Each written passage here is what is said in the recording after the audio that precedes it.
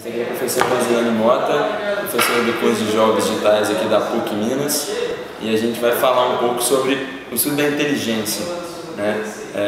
A Rose trabalha com computação e também está no ramo da psicologia agora, né? Então a gente vai ver mais ou menos algumas opiniões dela sobre esse estudo da inteligência.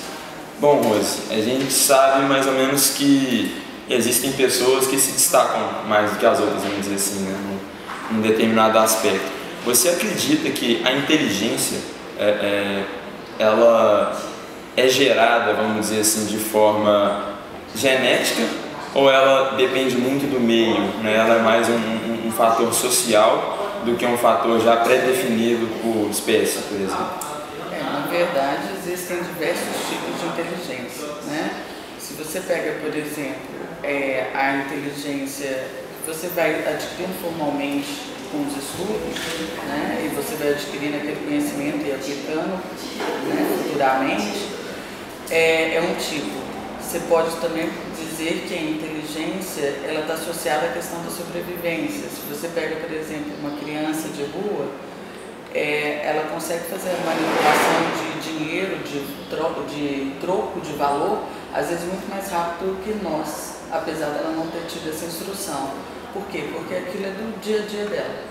Ela precisa dessa questão, ela tem mais contato com essa questão às vezes do que questões físicas, espaciais que a gente estuda e trabalha com elas. Então, assim, geneticamente, eu não acredito que seja o fator fundamental. Lógico que a genética contribui, mas se tem a genética e o contexto, né, a cultura, a inteligência adquirida ao longo da vida também. Beleza. Bom, você acabou citando um pouco, né, sobre essa questão das várias inteligências. É uma coisa que a gente também tende a pensar, porque realmente a inteligência fica um pouco atrelada ao ramo acadêmico, né, ao estudo,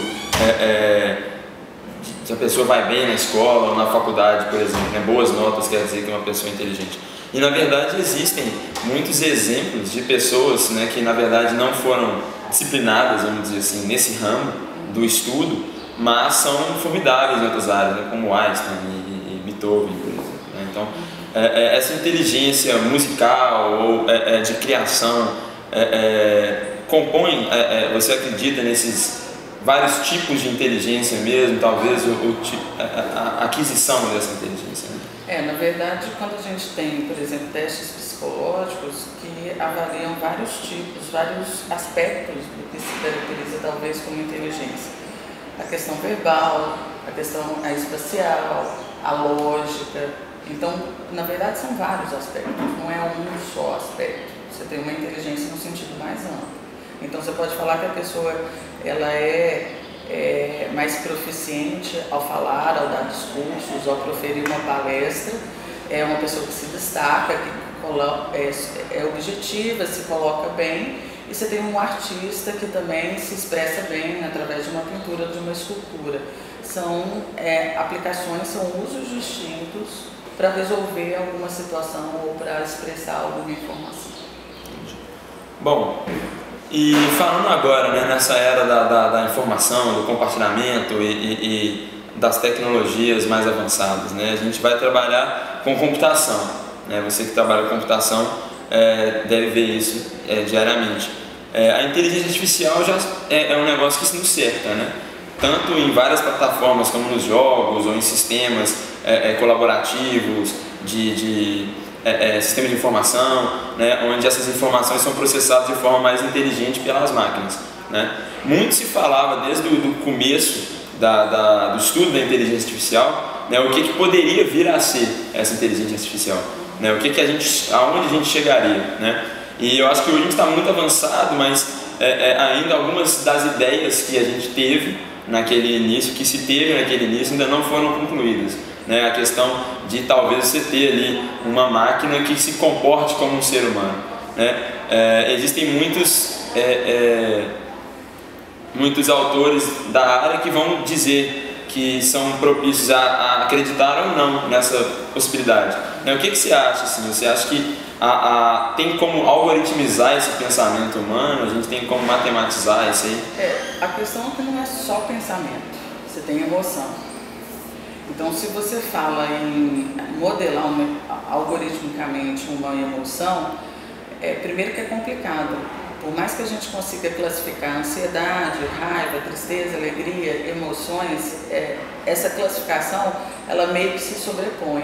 Você não tem uma pessoa que está só triste ou uma pessoa que está, né, só com raiva. A gente tem um turbilhão de emoções, de processamento eletroquímico no corpo acontecendo, e isso tudo em paralelo, controlado por regiões do cérebro que, por mais que se tenha um mapeamento de certas regiões que tendem a controlar mais certa função do que outra, você não consegue isolar. Na verdade, o cérebro trabalha como um conjunto, como um todo, né? Então, falar que os robôs vão se comportar ou realmente você não vai conseguir distinguir se é robô ou se é pessoa, eu não acredito. Por isso, por conta da complexidade que e da individualidade, porque cada pessoa é uma. O que você programa e implementa no algoritmo é alguma coisa que é determinístico, é alguma coisa que quem programou esperava para esse contexto acontecer dessa forma. Então, dá uma entrada, uma saída. E às vezes não é bem assim, né? Nós mesmos, a gente reage de modo diferente diante de uma mesma situação, porque às vezes a alimentação afetou, às vezes alguma coisa que aconteceu alguns minutos antes deixou a gente com o emocional alterado. Então, é um conjunto de variáveis tão grande, com uma combinação tão infinita, eu diria até infinita mesmo, que como que você coloca isso de modo determinístico, de modo lógico, se esse raciocínio lógico, ele não é assim dentro do ser humano. Tem um emocional, tem um químico acontecendo, e esse conjunto como um todo, na verdade, a simulação em tempo real, que o robô teria que responder em tempo real, o robô travaria, né? Não sei se...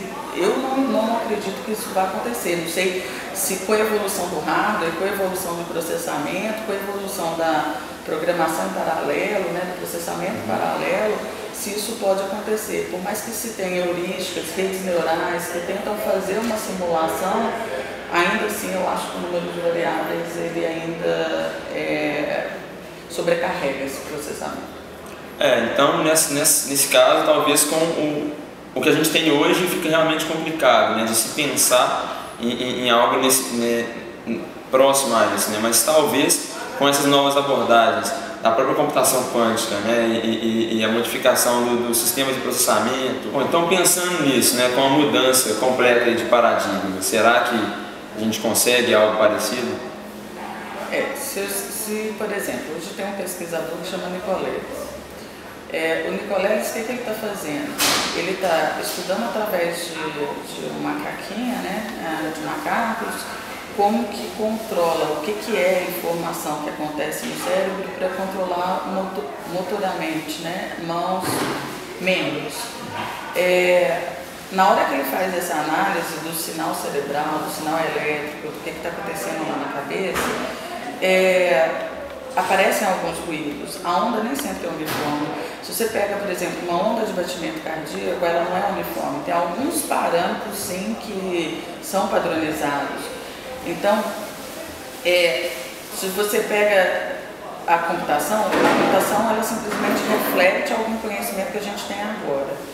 Se muda o paradigma, se muda o jeito de analisar fisicamente o que as coisas estão acontecendo, como estão acontecendo, como analisar as questões no mundo, sim, é dessa forma que eu vou conseguir implementar, é dessa forma que eu vou me basear.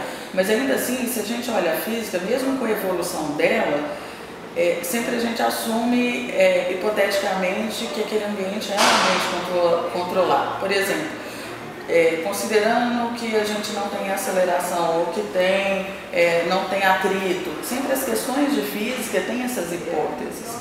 Você verifica que tem esse recorte, que não tem uma representação de todas as variáveis, né, no ambiente. Se você está falando de leis de Newton, se você está falando de todas essas na física, você tem essa representação.